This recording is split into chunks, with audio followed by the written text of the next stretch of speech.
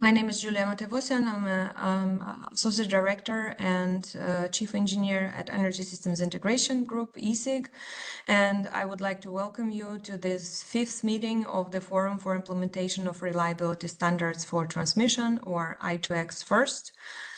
This is a project funded by DOE through Lawrence Berkeley National Lab, supported by ESIG and EPRI and Elevate Energy Consulting. And as I said, we're in the 5th meeting today. We'll be talking about IBR modeling aspects. So as usually, if you're joining first time, you maybe don't know, the first half of the meeting will be recorded and will be posted. So please keep your mics muted, your cameras off if you don't want to be recorded. And then the second part of the meeting will be an open discussion. So just a few words about key goals and outcomes of i2X first. The idea of the entire forum was to facilitate understanding and adoption of new and recently updated standards that are relevant to existing and newly connecting wind, solar, and storage plants. We convene industry stakeholders to make sure that this adoption is more practical and harmonized. As a outcome of these meetings, we produce, apart from meeting being recorded and posted and slides are recorded and posted, but we also produce a summary of each meeting where we capture recommended best practices, challenges, gaps, and required future work. So if you missed any of the previous meetings, you can go and watch them online, but also if you have limited time, you can read the summary. So just a little bit about leadership team. We have a couple of folks from DOE. So Cynthia Bothwell from Boston Government Services. She's contractor to DOE's Wind Energy Technologies Office. Robert Reedy from Lindo Reed. He's a contractor for DOE Solar Energy Technologies Office. Will Gorman from Lawrence Berkeley National Laboratory. Jens Boehmer from Electric Power Research Institute. Myself from ESIG, and Ryan Quinn from Elevate Energy Consulting. So just a quick summary of the last meeting. We had a second part meeting on the discussion of IBR plant design evaluation. So the first one was in July, and the second meeting in August, focusing on the same topic, but whereas July meeting was more focused on developer perspective, August meeting was more focused on ISO perspective. So we heard from NYISO on how they do IBR design evaluation. What are their requirements to IBR design evaluation to make sure that design evaluation, that IBR plant design is conformant with applicable interconnection standards. Then we heard from Jens Boehmer, who talked about alternative methods for design evaluation. So not only using simulations and models, but also how documentation of various equipments that are used in the plant design and equipment test reports, how all of that information can also be used to conduct design evaluation of IBR plant and ensure that it conforms with applicable interconnection requirements. And similarly, in that vein, we heard from Duke. They also presented some of the kind of methods where they use simulation tools, but also documentation to perform design evaluation. And then Ryan kind of put it all together for us and talked about concepts of IEEE 2800.2, focusing on the topics of design evaluation, but also how the documentation can be used to support that. And then we had a structured discussion at the end. Give me a second. All right. So just a few key themes that came out from the last meeting. We need to do balanced and risk-informed modeling. NYISO talked about how they require different model types, all of them listed here on the slides. And then they perform some tests that are mapping well with IEEE 2800 standard and the draft of 2800.2. They are developing this draft testing requirements, which are expected at the end of 2025 and will be effective in 2026. They are focusing a lot on automation, benchmarking, and ensuring cross-model consistency at the point of interconnection. So basically, during interconnection process, all of these models that they require and collect needs to be benchmarked with each other. In terms of conformity assessment, it's recommended to do a mix of simulation tests, but also look at documentation for some of the aspects where maybe testing, even simulation-based testing, maybe not as effective. This verification needs to cover the entire plant, not just pieces of it. Interconnection studies, the delayed model submittals complicate transmission studies, and benchmarking of user-defined models early on preserves fidelity of the models and prevents late-stage errors. So basically, if you have a high fidelity model early in the process and it is used in studies, it's less likely that restudies will be needed or studies will be not very useful. We need better tooling, processes, and staffing to scale testing that will need to happen as people adopt IEEE 2800.2 conformity assessment. And we'll talk more about it today as well. Post commissioning commercial operation date management is difficult. So like if changes happen after the plant has been commissioned, there needs to be care needs to be taken to make sure that all of the changes find its way back to the models, and also conformity assessment is repeated for pieces that are relevant and that have changed. And then utilities adopting stage design evaluation need to use standardized repositories and automation. So with that, we are moving on to today's meeting. As I mentioned, we'll be focusing on IBR plant modeling requirements and best practices. Just a little bit about meeting agenda. I'm almost done with my introductions, and then we'll hear from NYISO, from Bruno Leonardi, talking about their IBR plant modeling requirements. Then we'll hear from Kasun from Elevate Energy Consulting. He will be presenting developer and consultants' perspective on IBR plant modeling requirements, because as a consultant, they work a lot with developers and kind of having to deal with requirements for IBR modeling that apply in different countries, in different regions, sorry. And then Andrew will summarize kind of where we are right now with IBR modeling, what are the pain points, and where do we go from here. And after that, we'll have Q&A session, so we'll keep all the questions until after 3 presentations have ran. We'll use Slido for presentations, and then we will also have a structured discussion if we run out of Q&A questions. And the structured discussion will be around how IBR plant modeling requirements can be improved, and how do we ensure continuous IBR plant model maintenance. And so with that, without any further ado, there are some general rules of how we run this. And you're probably all familiar with that. And we can go to Bruno. Bruno, I turn it over to you. You can share your screen. Very good, Julia. So start my slides here. This one, and share.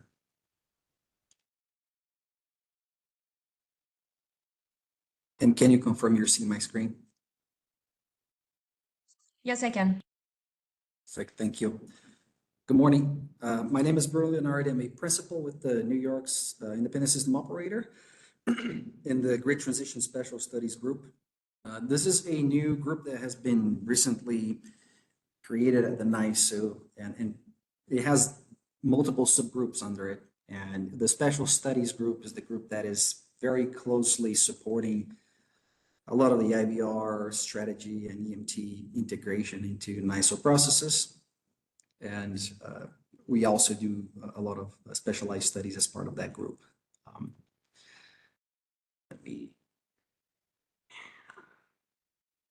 Okay, so before talking about some of our IBR plant modeling requirements. All of you are likely aware of this, that there's the main drivers moving a lot of these requirements forward currently are the response to FERC Order 901 and the barrage of standards that are being currently updated to starting to request EMT modeling and EMT studies to be performed. In New York specifically, we also have the New York State Reliability Council, which also creates some of these reliability rules that the NYISO is required to adopt. And a combination of both FERC Order 901 and NYISO reliability rules specifically are essentially driving all these new things that we're going to be doing going forward related to IBR integration and EMT modeling for IBRs. I would like to say that our vision for how to establish these new processes to request EMT models, when to request, when to do studies, what do you want to test, and so on and so forth. The way we're looking at this is we have to strike a balance between enhancing our modeling and study practices, and at the same time, accelerating the interconnection and construction timelines of projects, right? We're being asked to do both things. The interconnection study process has been revamped recently, and now we have a cluster study project, which one of the objectives was to shorten that study timeline. So now how can you start introducing additional studies and additional high fidelity studies into processes that are trying to shorten it? If you don't do it carefully, you could shoot yourself in the foot. So we're trying to do both things at the same time with a vision that has been set forth by NERC. If you read the recent NERC IBR alert on IBR performance, there was a comment there that struck me that, yes, you should do testing, you should develop testing processes, and it should include sufficient tests to show conformity, but you should not add undue study burden to developers or people in the process, right? The way we read that is like, be precise, be specific, make sure you have tests that demonstrate the conformity you're trying to demonstrate, but don't go beyond what's necessary, and don't add delays to other processes. This slide basically summarizes some of our practices, the way that we're looking at EMT modeling and study practices. The primary objective of our any study that we do is to be done with models that accurately reflect equipment performance. And as obvious as it is, you'll be surprised how many times you could be doing studies with models that don't necessarily reflect the actual equipment behavior. This is fundamental because a lot of the decisions that we make and developers make is based on study results. And if you're basing your decisions on models that are not reflecting reality, there's a lot of problems with that. Another aspect that we've been enhancing internally is our communication with stakeholders, particularly with regards to equipment and modeling practices. And examples of that include, we have issued guidelines, for example, for IBR or plant interconnection requirements, right? So we have one that covers steady state, short circuit, dynamic modeling and all that. And we also issued one for EMT modeling. And these guidelines, they go a long way in clarifying to people what you're expecting in terms of model usability aspects, in terms of testing and performance. It goes a long way really to kind of uniform that discussion with stakeholders, because we are talking with hundreds of developers simultaneously, and if for every time we get an inquiry we don't have a streamlined guideline or a process that we can point them to, it becomes a burden really quick, because we basically have to explain what we're after over and over again. So that is one of the things that we're increasing. So we're issuing more guidelines, more information about, hey, here's how we want you to do your subsequent torsional interaction study. This is what we want to see in the report, right? Things like that. As far as EMT modeling or even dynamic modeling, we prefer to have an aggregate representation of the plant. How aggregate, it may vary. Like we don't have a specific number of aggregate or aggregate generating units that we recommend, but what we don't want to see in the models that we receive is a completely detailed representation of an IBR plant's collector system with every individual IBR unit represented. That's not the intent. So we try to point people to providing aggregate models to us. We also test the the phasor domain transients model with the EMT model when we receive EMT models to verify an alignment. So there are some tests in our guidelines where some level of verification is performed between these two for the tests that make sense, because that is an important aspect from a model cohesion standpoint. Like you can't be doing studies with models that represent the same equipment but behave differently. That just doesn't make much sense. The NYISO prefers standard library models, and by standard library models, you should read the models that are put into the main phasor domain tool by the software developer himself. But we accept all types of models: user-written models, generic models, real code models, a model that somebody abstracted a block diagram and coded the model themselves. All models are acceptable, granted that they accurately represent the actual equipment. And one thing that is becoming clear to us, and this is just the nature of how these projects go, is that we are seeing more value in doing EMT studies later in the plant interconnection process. So think about a plant that's being interconnected. So it goes through the interconnection study process, and they have to accept cost allocation, sign an interconnection agreement, then plant construction starts. So we're seeing more value pushing EMT studies towards the end of that process rather than up front. And there's a few reasons for that. And I'll talk a little bit more about those later. Other EMT study practices that we're basically establishing or coming to realize that will work best for us. We think that for what we need to do with small EMT network models are going to be most likely the case for most of the studies we do. But there may be some studies where a larger network or geographical representation may be required. For example, we're discussing internally with the operations team about a potential restoration study. And if you want to do a restoration across the entire state, you may break it down into pockets, which you energize, and then you connect those pockets to each other, right? And that may end up creating a larger model. But the idea here is that the size of the model will be dependent on whatever phenomenon we're studying. If the phenomenon requires a larger footprint, we'll go to a larger footprint. If it does not, we will not. We will not create, or we don't plan to create a large EMT model of the entire state and maintain that. That's, the way that we do with the positive sequence. That's not in the plans as of now, but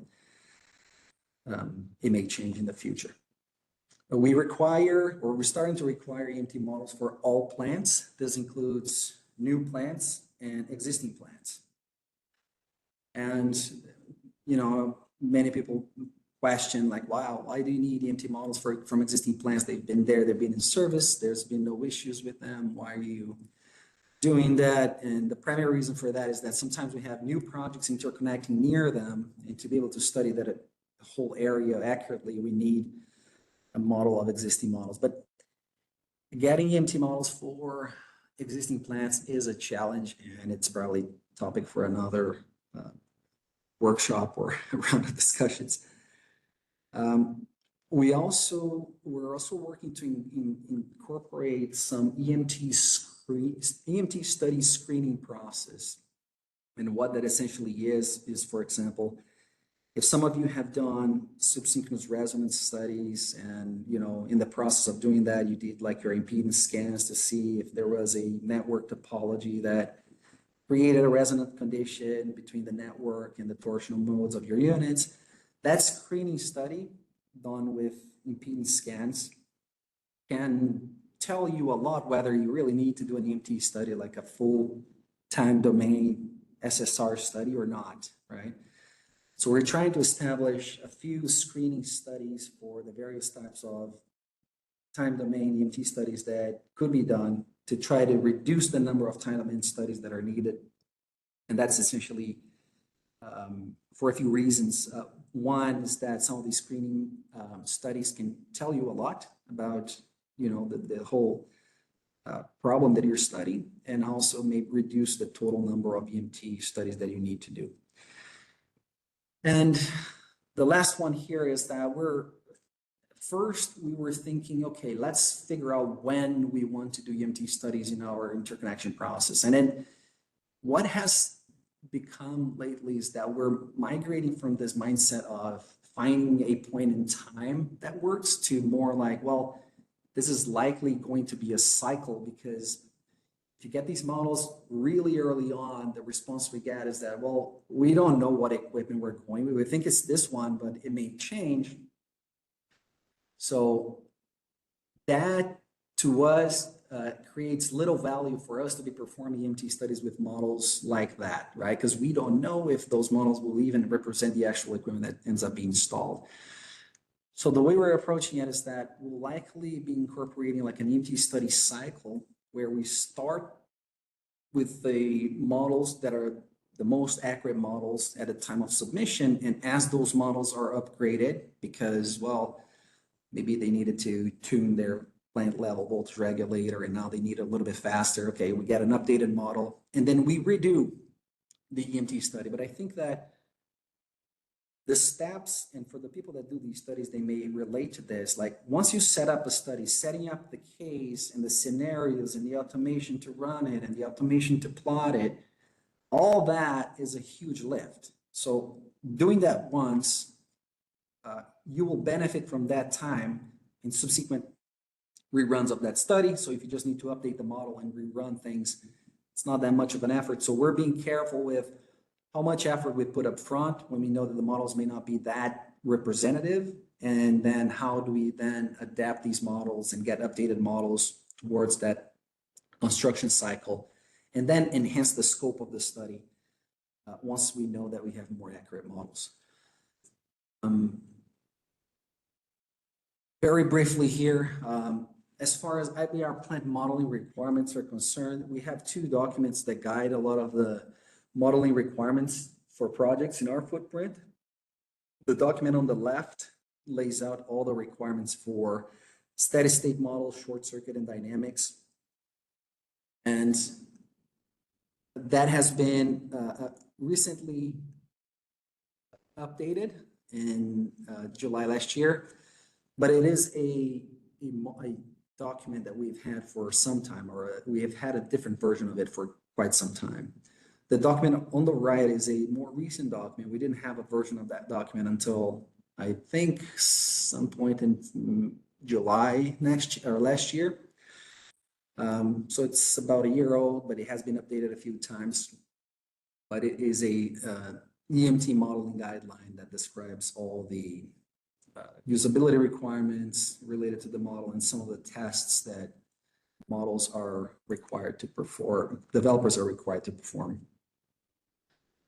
This is just information. I'm not going to walk you through this, but there's a list of tests, and you may look at that and think like, wow, there's a lot of tests there. Why do you need so many tests?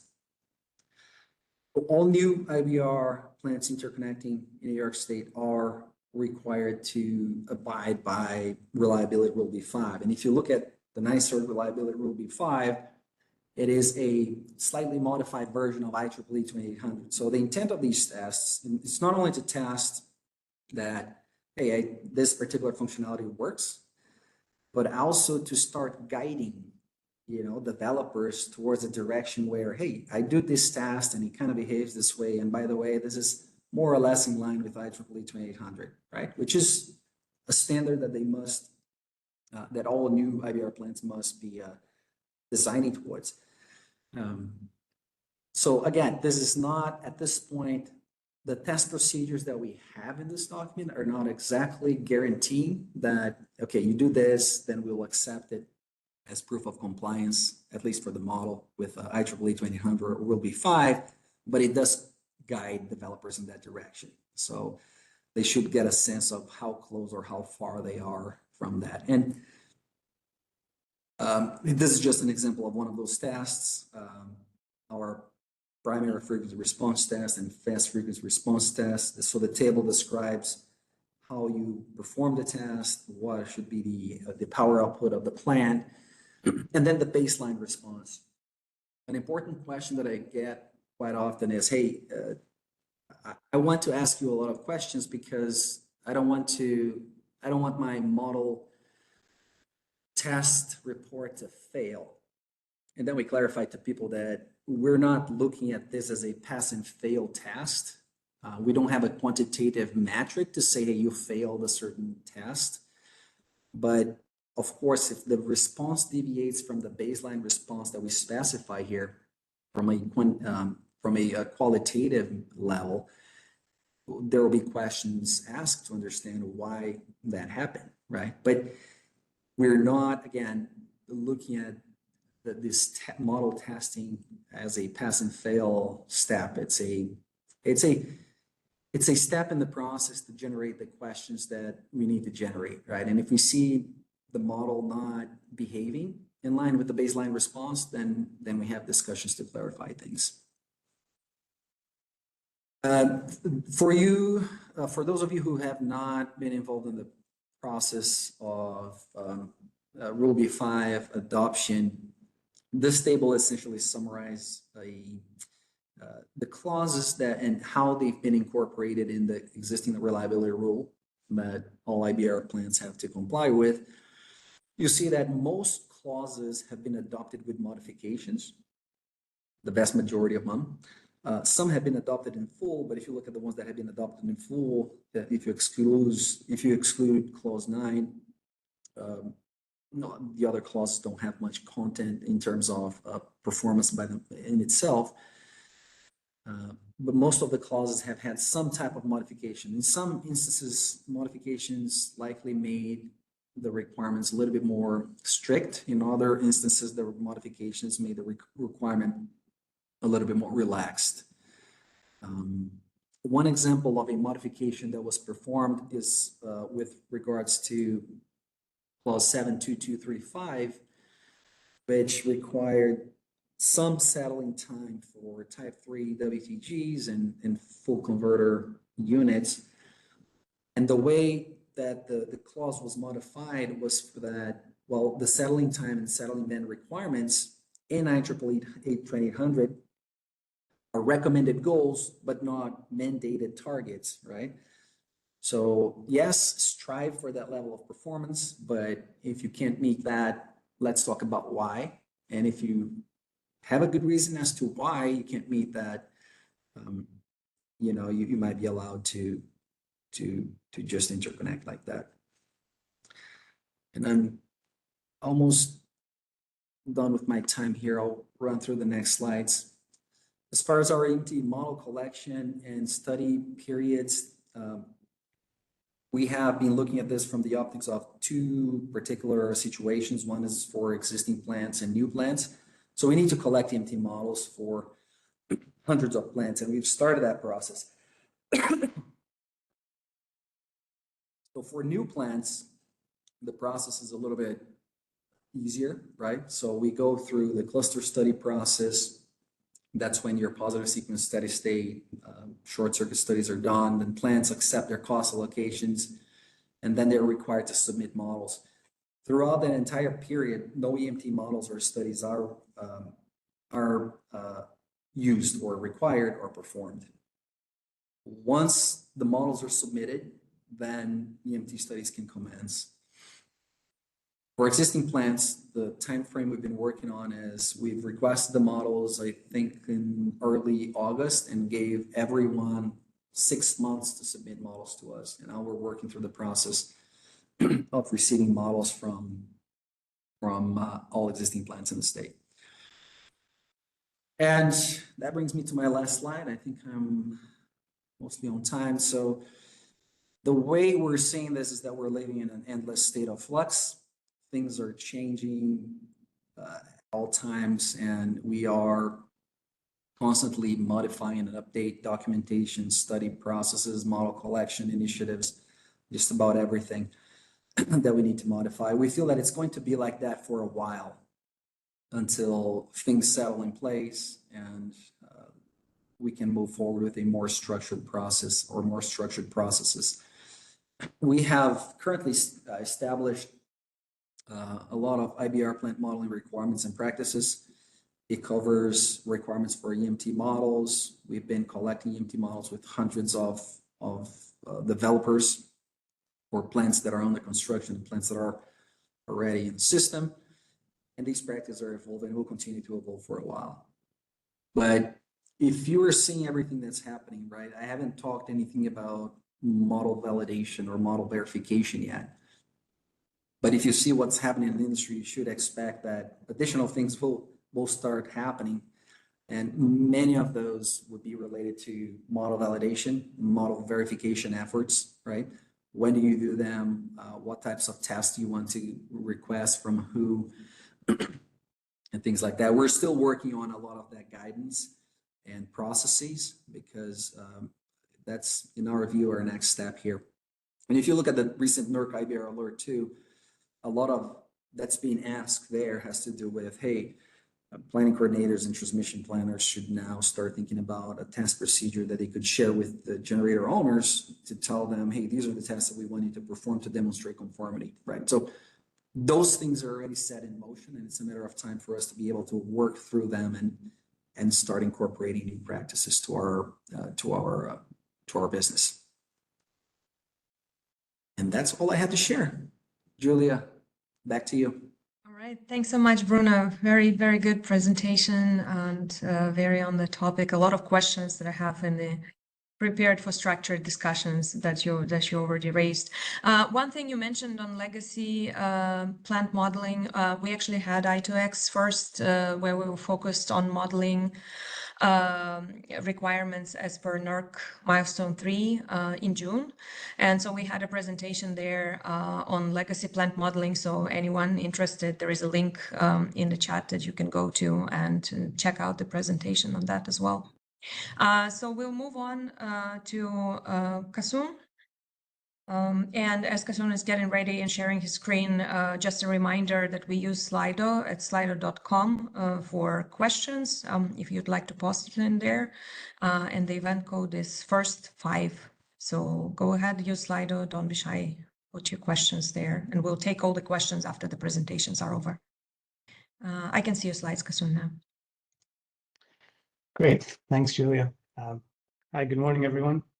It's great to be on here. So yeah, today I'll be kind of doing a different perspective here. It's kind of talking about the importance of IBR modeling and validation. And we'll be looking at 3 different case studies and how, these case studies can help us, update some of these requirements. So yeah. So just a quick introduction to the team we have here at Elevate. It's a great team that we have growing. Wonderful people to work with. So I just wanted to introduce the team as well. And of course, some quick disclaimers here. Okay, so getting into the study cases themselves. There are going to be 3 study cases that we're going to be looking at. So one of them was a recent PSCAD model validation where we saw some field behavior and we wanted to show and see and investigate why this field behavior is happening and using the PSCAD model to see if we can replicate that behavior. The second study case is kind of talking about how, in the past, we used to allow generic PPC models, and as of late, ERCOT has kind of said, no longer are we going to allow these kind of generic PPC models. We want real accurate models.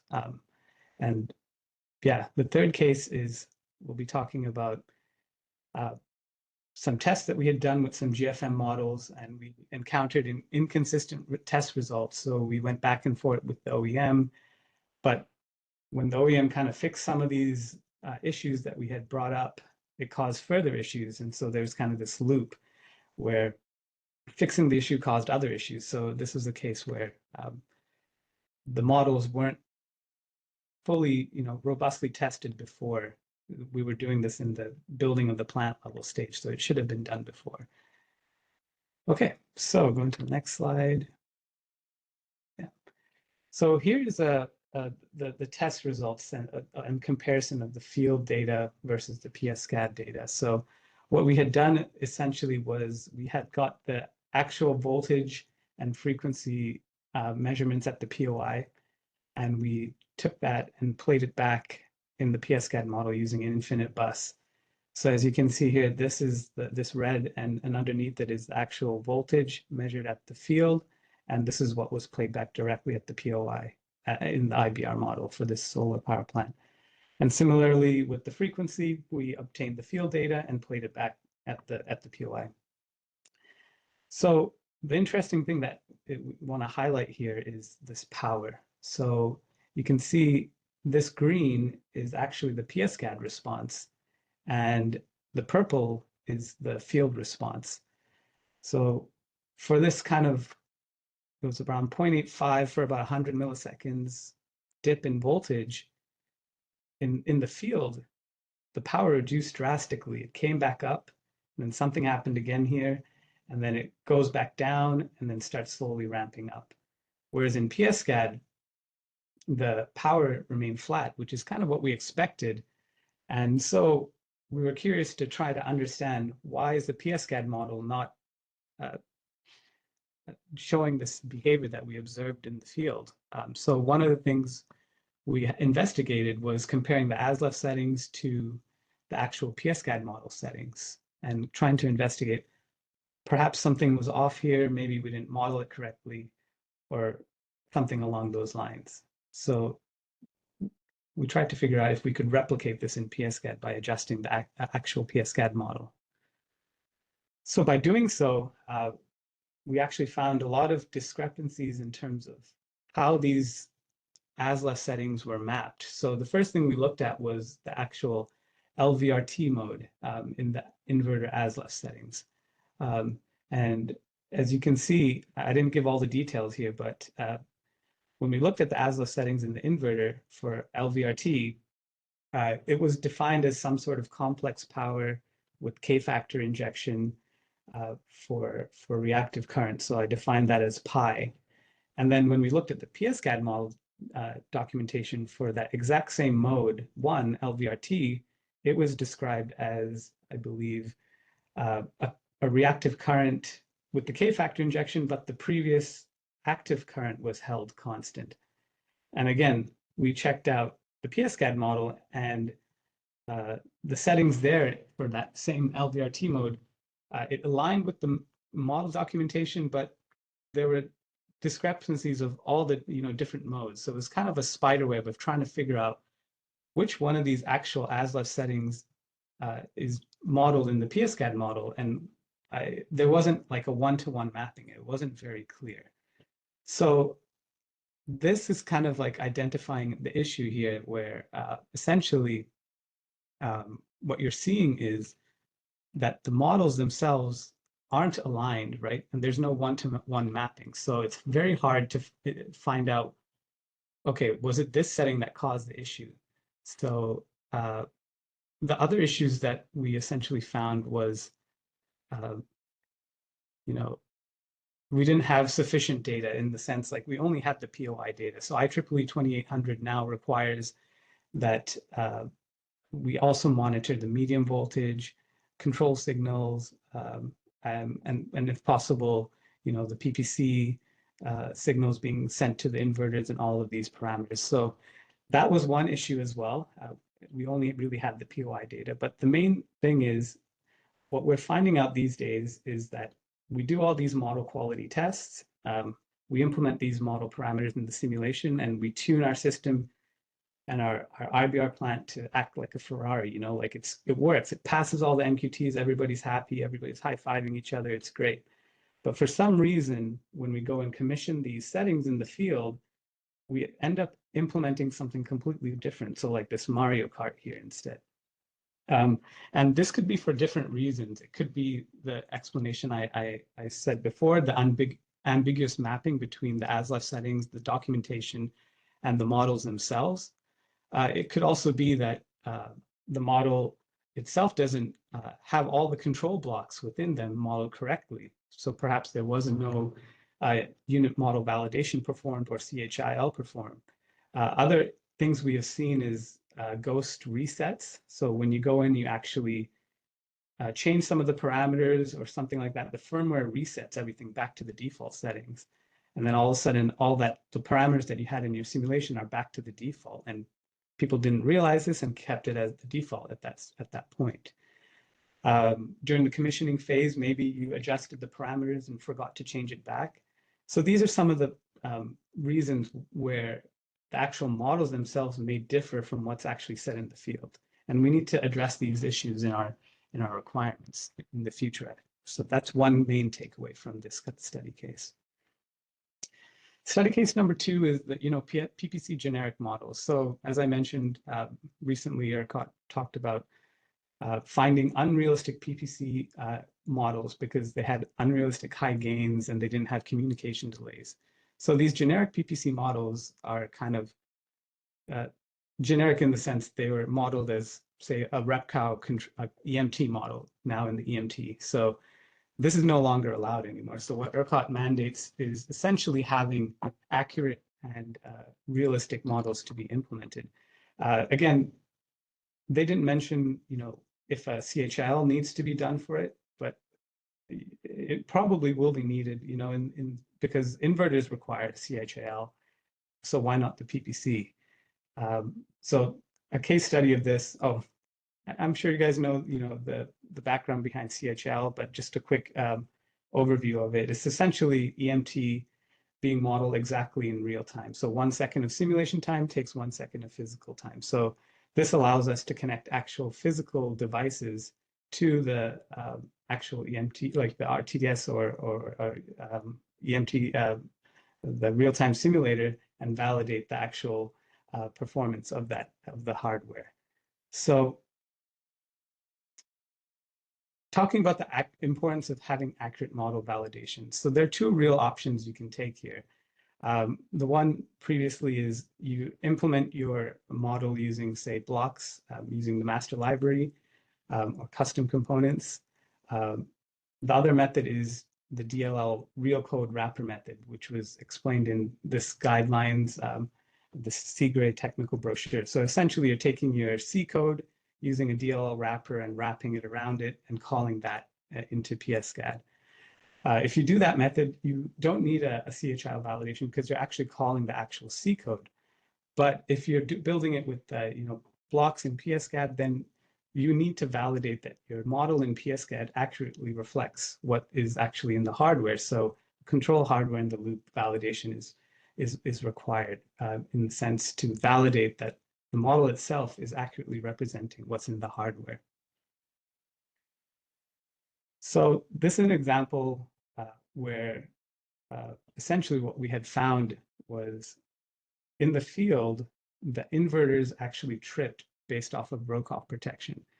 So what had happened was there was a setting in the inverter that had Brokaw enabled, and it tripped the inverter itself. So we had to essentially investigate that PSCAD model to see if we could replicate this. And we tried playing back a Rokoff profile here. You can see this frequency profile at the inverter terminal. And we found out that the EMT model, no matter what, never tripped, no matter how bad the Rokoff we applied at the inverter terminal. So we essentially asked the OEM, well, what's happening here? It's tripping in the field. Why is the PSCAD model not tripping?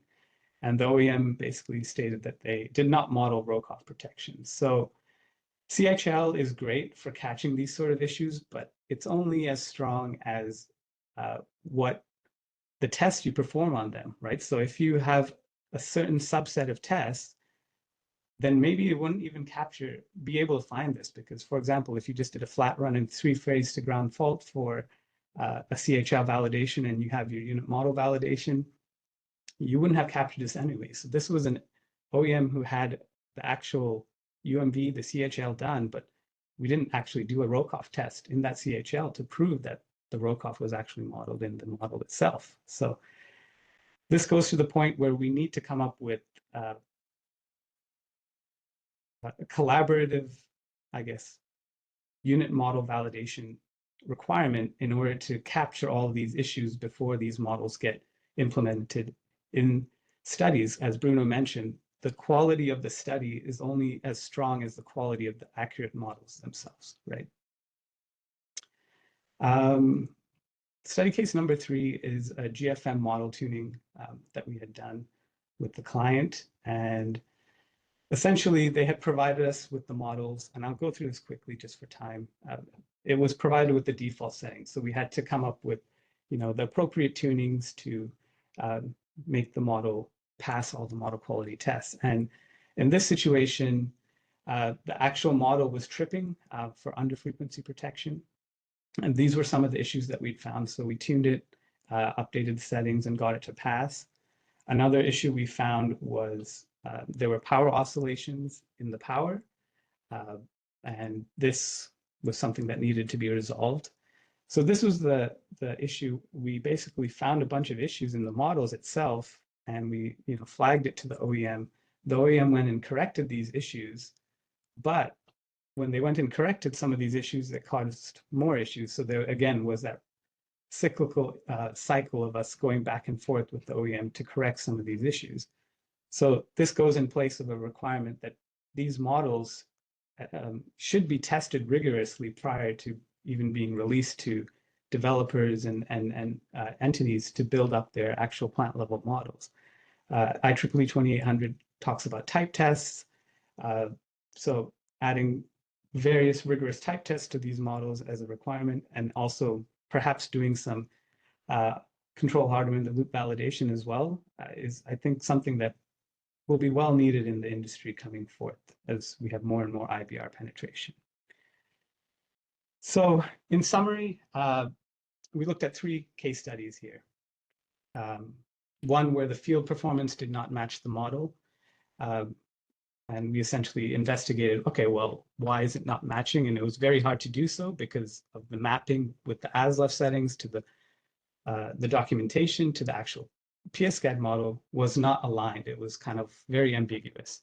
The second study case was talking about generic PPC models and the importance of hardware in the loop validation to basically find the holes in the models so that they can be proven to be as accurate as can be. And the final third study case was talking about building the plant level model, and then we found out issues that caused more issues. So these models should have been rigor tested previously. So steps going forward, many OEMs, talking about that first issue about matching and mapping, many OEMs are actually one step ahead. They actually have packages like PSSE, PSCAD, and TSAT models that have a one-to-one mapping to say a text file where it calls on all these parameters. And that text file is actually the same for all the models. And they use this text file to basically compile and update upload these parameters to the ASLEF settings in their actual hardware. So this is a great way to do things in our understanding, because it's just a one-to-one mapping, and to compare the ASLEF settings to the model documentation to the 3 different types of models is very simple because it's all one-to-one mapping. So that is one option as shown above. The other option is that real DLL wrapper method that we talked about.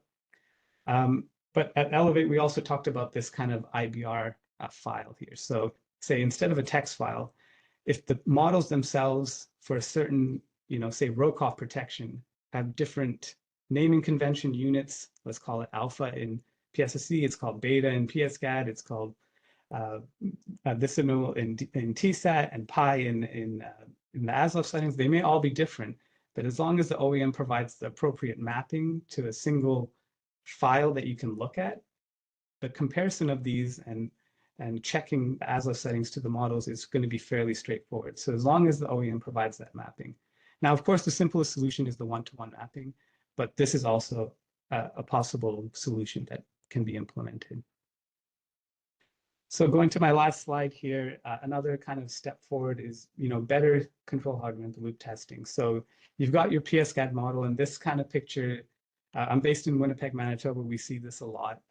We see potholes after winter, right? So you got your PSCAD model, and essentially it may have some certain holes in it, potholes that need to be filled. But in order to identify these holes that need to be filled, for that example, the Rokoff was actually not modeled. So that's a hole that needs to be patched and fixed in the PSCAD model so that it's accurate, right? So in order to identify this, we need to come up with a bunch of tests that can rigor test these models for the inverters, for the PPCs, so that everybody's aligned, so that we can identify these potholes ahead of time and be able to fill them ahead of time. And that can be done through control hardware in the loop validation. It can be done through good commissioning processes. And we've also thought about perhaps we should have a yearly maintenance schedule, right? So every year, all these models should be checked. And that's to ensure that we catch all these issues. For example, maybe somebody goes in and accidentally changes a setting, right? Or those ghost resets that occur with the firmware. The main goal of this yearly maintenance is to ensure that the models stay accurate throughout the whole study process and the lifetime of the actual plant. So yeah, that's everything that I'd like to talk about today. Thank you for your time. Thank you so much, Kasun. Okay, again, as a reminder, we use Slido at slido.com for questions and event code first5. And with that, we'll go to our last presentation today. And Andrew Isaacs and Lukas Unruh, they will help us to put it all together. Andrew, go ahead. Thanks, Julia. That's a tall order. Put it all together. I'm going to share my presentation. Hopefully that works. Yes, can see your screen now. Okay. Okay, so hello, everybody. My name is Andrew Isaacs. I'm presenting with Lukas Unruh today. We work with a company called Electranix Corporation based in Winnipeg. Also, close to Kasun. And we're focused, generally, we're a small consulting company based sort of around the idea of simulation and studies of power systems. We work with utilities and developers and all sorts of folks all over the world, mostly surrounding studies, large EMT studies. We work with some of the largest and most complicated EMT style studies in the world these days. So it's very exciting times. Thinking about this topic, where do we go from here on IBR modeling? We've been talking about this for a long time. You've heard me talk about this, some of you, and you've heard a lot of the people on the call and many others in the industry over the last 5 to 10 years. And I thought it would be really worthwhile to just, before we talk about, some of the key gaps that we are seeing going forward, and then a little bit of the vision as to where we need to get in the next, let's say, 5 years. It's a good idea to stop and just reflect on what has been accomplished, because it's really amazing, honestly, that in the last, if you've been in the power system world in the last 5 to 10 years, you've sort of experienced an incredible change in modeling, in integration of renewables, in batteries, in grid forming, in standards. And there's been really a ton of very fast and very creative work that's been done. So I thought it was good to just, when I was thinking about my one of my daughters had a class when she was in grade 8, and whenever they did really well on a paper, they got a red star of glory on their paper. So I'm gonna give a gold star of glory to this industry group, based on what's been accomplished. And I thought we'd just go through that really quickly. So one huge accomplishment is we've published an IEEE standard that significantly raises the bar for interconnection performance and modeling. Of course, that's 2800. I think that was really a joint effort by a huge group of industry people. There were hundreds of people involved, and at least 50 who were very active contributors to that, and robust debates for 2 years. We've widely increased the prevalence now of EMT model intake requirements for IBR. So you've heard from Bruno today, and Bruno represents a really large organization. There are actually many large organizations in the US and Canada and also elsewhere that have basically fully integrated this idea of IBR, EMT IBR model intake, made a good start on automation, and now are routinely checking basic performance and usability for all incoming IBRs. That's a huge change and a huge accomplishment, actually, and will result in extremely large benefits in the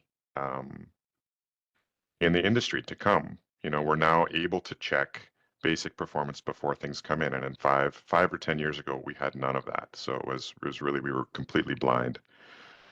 We've also made good headway on understanding grid forming technologies and other enabling technologies, right? And so that's been a huge push in the last few years.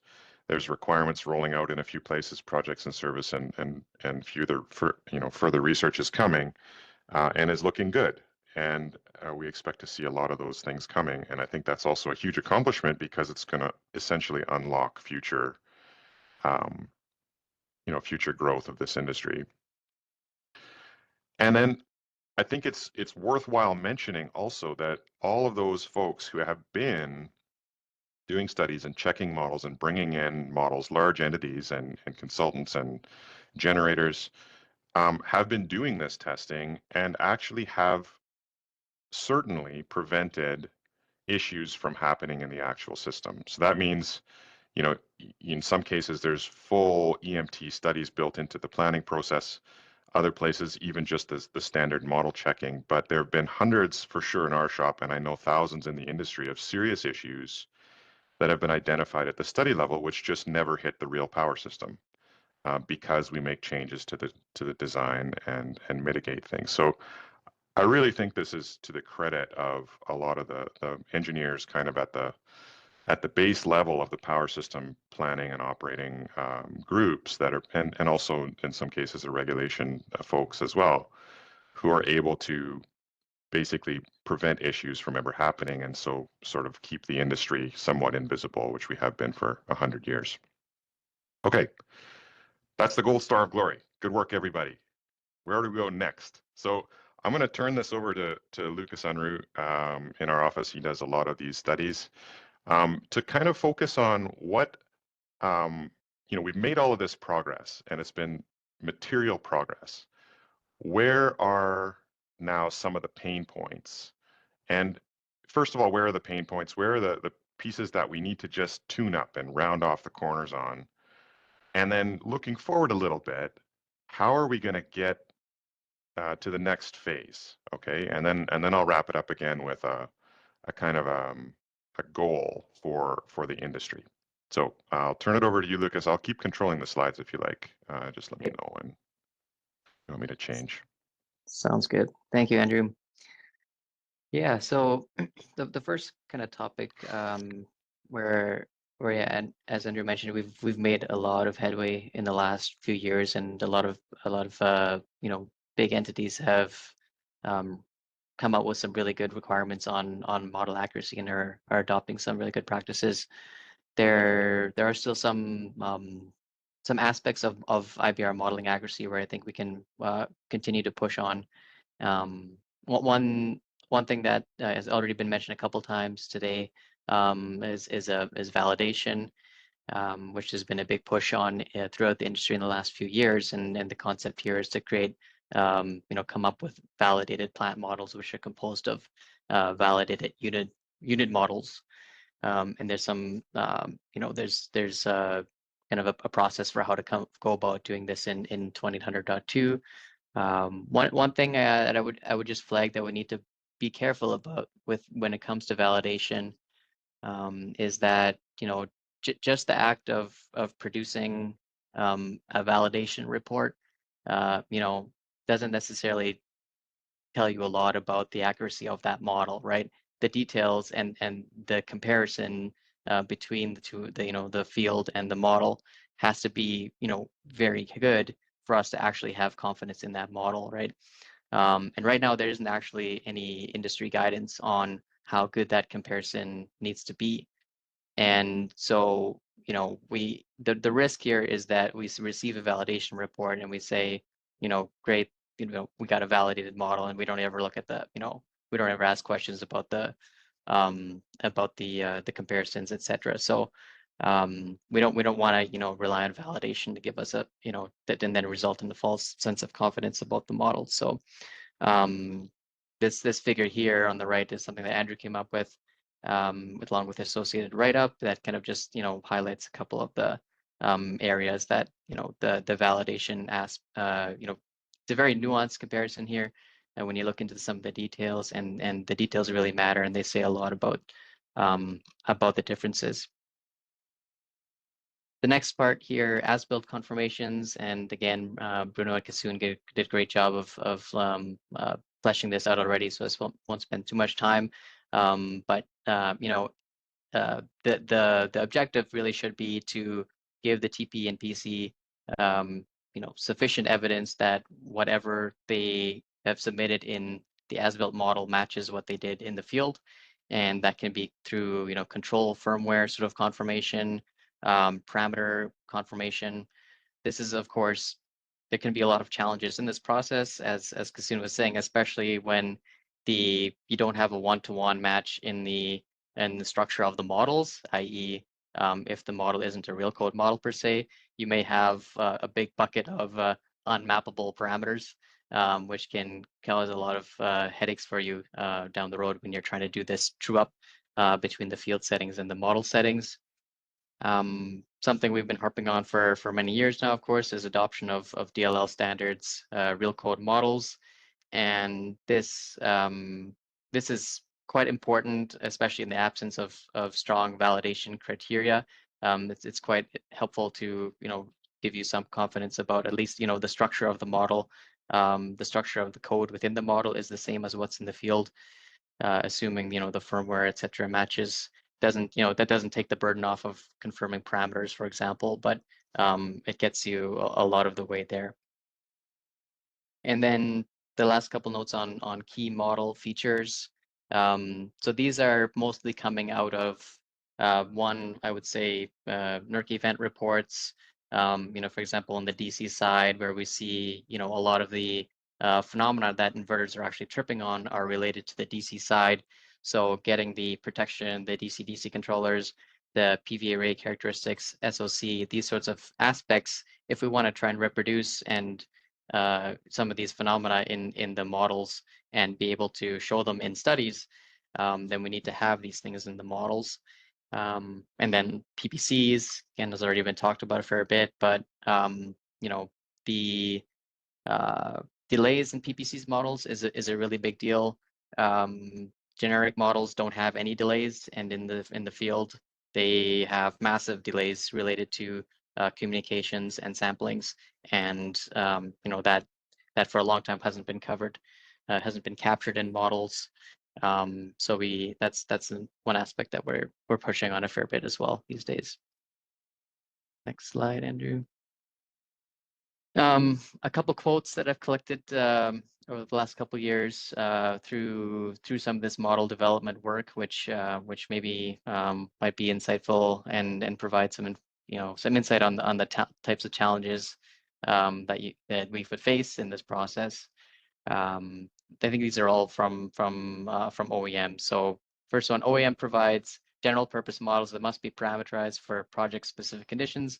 OEM does not have resources to create and maintain as left models. Okay, so if you're a consultant trying to work with this OEM, in this case, it's basically saying it's your job to come up and create this as left models, and it's left up to you to try and interpret how these field models map to the EMT models, for example. It's a massive challenge, and you're basically working in the dark, with the blindfold on at that point. Next one here, OEM models are compliant. Our challenge is your consultant is asking for information considered company proprietary. And this is another fairly common posture, I would say, that the OEM might take on. Basically, you're poking too hard, right? You're asking questions that are that are challenging for us. But these are the types of questions you have to ask about model accuracy. Last one here, protection X is only disabled by default in the model because depending on the market, this protection is not tested in the model. So yeah, that's an unfortunate one. Basically saying, no one has ever, or people rarely want to test this specific protection, so we don't turn it on because sometimes it can cause problems, right? So yeah, so, somewhat humorous, some of these, but on a serious note, these are real challenges that we have to work through when we're coming up with these as-built models. Another kind of current gap, I would say, right now is data management. So yeah, like an IBR plant model in EMT, for example, it might be 5+ iterations of a single plant model from application to post commissioning with like major changes along the way, not just changing a gain here or there. And it's pretty hard to keep up with all the changes as there's a lot of parties involved. You can have multiple PPC vendors. You might have like a plant integrator, the OEMs of the actual resources, of course, and they maybe another consultant that's putting the whole thing together. So there's a lot of parties involved, and documenting the changes to the models and making sure that everybody's working with the latest model can be a big challenge. And this is something that I think folks maybe want to learn perhaps from a computer science industry where they've been using these code management and versioning tools for a long time, and these may be leveraged to keep track of some of these things. And I think some entities are already using these tools such as GitHub or SVN to track versions of models and track changes essentially.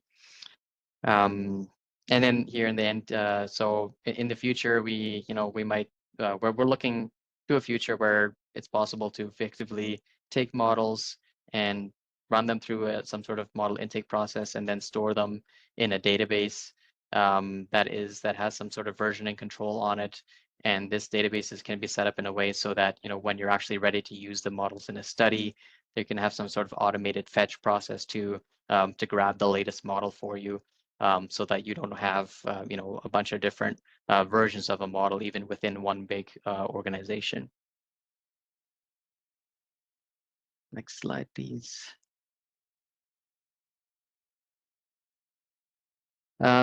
Yeah, so next couple topics I want to focus on is how we can continue to develop the maturity in EMT study applications specifically.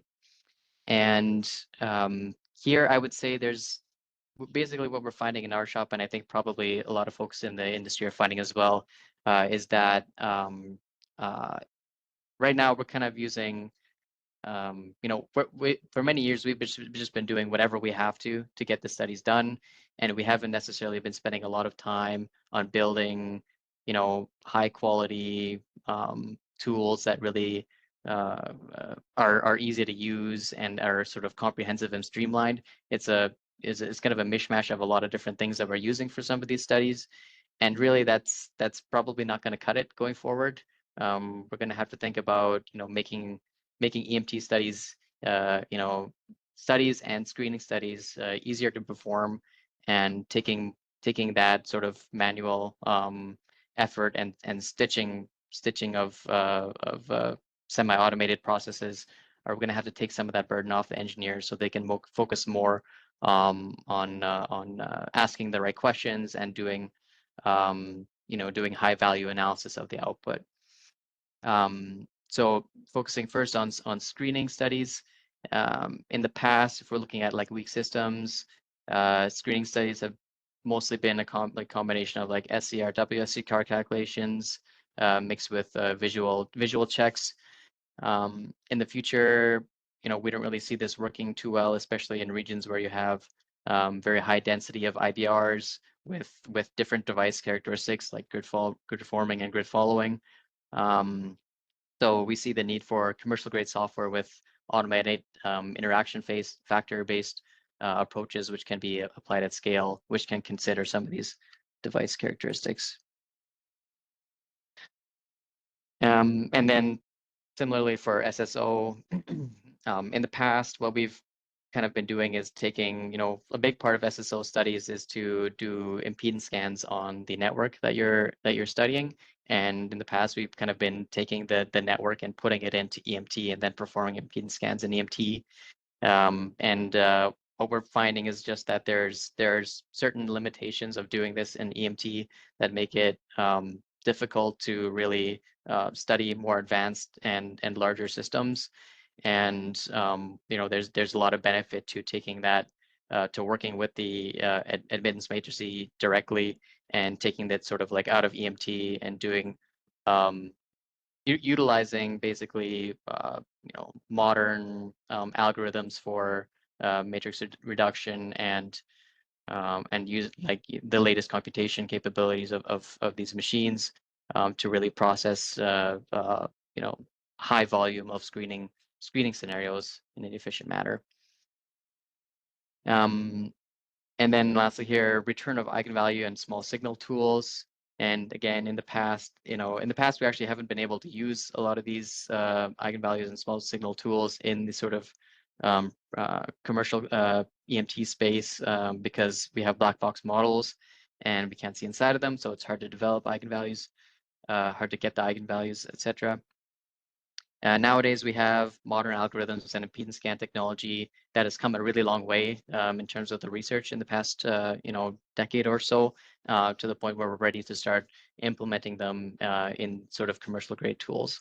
So that's all something to look forward to in the next few years. We're developing a tool at Electranix to encompass some of these screening factors, and I think other folks are working on similar things. So I think we'll see a lot more of that in the next few years.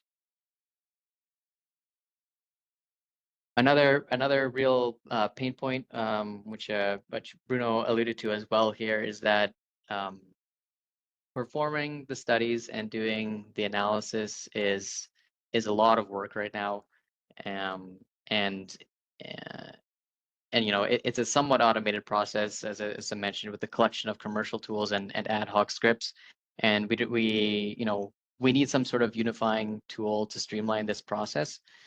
So in the future, we see the need for a tool that really abstracts the process to a degree that an engineer can take, let's say they're using really like 80% of the time on modeling and very sort of grinding through analysis of many traces and setting up plotting scripts and setting up post-processing scripts and all these sorts of actions.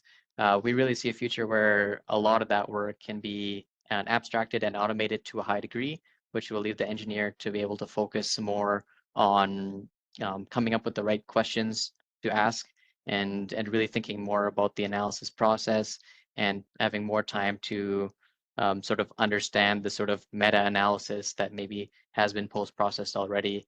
You can go to the next slide, please, Andrew. So this is an example of the current EMT commercial system study process, and a lot of these steps on the left here before the sort of conversion to EMT. These are, a lot of this is fairly manual work. It requires a lot of engineer effort to set up these databases and sort of be a lot of manual effort basically between these boxes to put together an accurate study model. The actual conversion to EMT is automated most of the time here, but then on the other side of EMT, we have post-processing and automation to run the studies.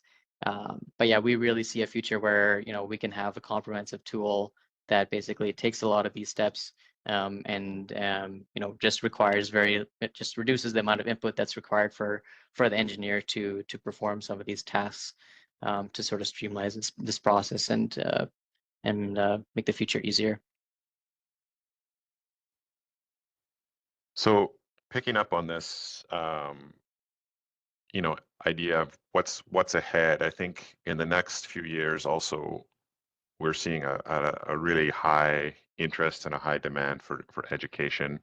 There has been a really, very good efforts through, I mean, this is one we're in right now, i2X, but ESIG and NERC and IEEE and in private forums, a lot of utilities are buying training from different folks and really working hard to bring up literacy in some of these new topics, IBR and EMT and even phaser domain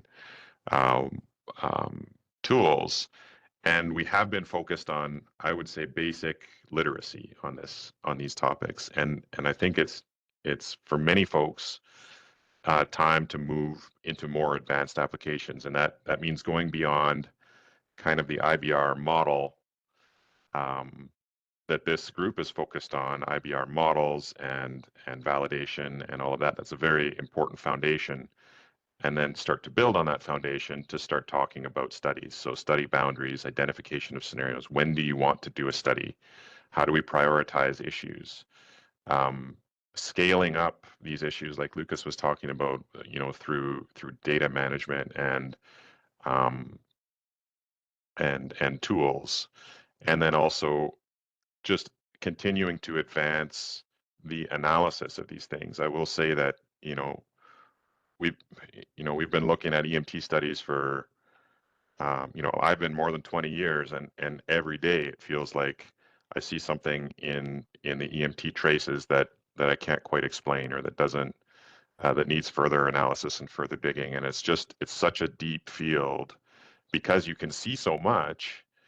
There's so much that you didn't realize was going on in the power system, and some of it, your best instructors are, the guys who are retiring or who have already retired, who've had to work through the first principles and understand how all of these, how power systems works at a really granular level that we have kind of been shielded from. We haven't seen that for a long time, and now we're starting to see these things show up in our power system, and we have to understand them. And so I think there's a new sort of opportunity for developing depth in our understanding. And then, like Lukas said, I think that we need to just keep working on the software tools that allow engineers to start thinking about need for services, need for studies, performing analysis, and then acting on that analysis in a way that is efficient. So everyone doesn't need to be an expert in building extremely complicated EMT models, right? In fact, that it's really long sort of process and highly specialized and so on. Just like everyone right now is not an expert in how to write a phaser domain model, we use the models and we have tools that aggregate them and put them together and allow us to focus on doing studies. I think that has to happen in EMT as well. So I'm going to end with this slide.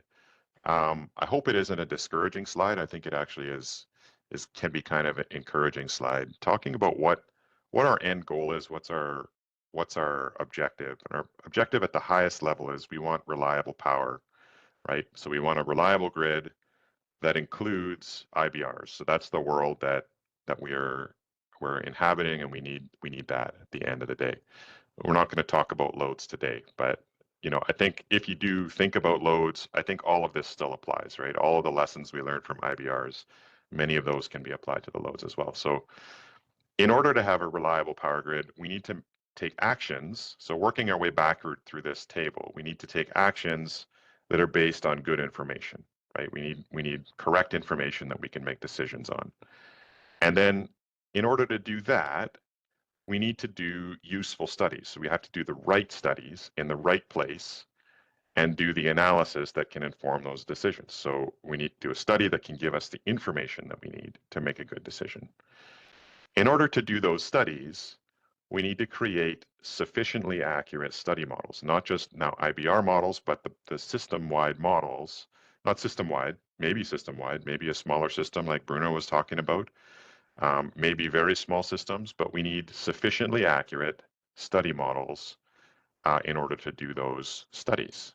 In order to create sufficiently accurate study models, we need to now have two tracks of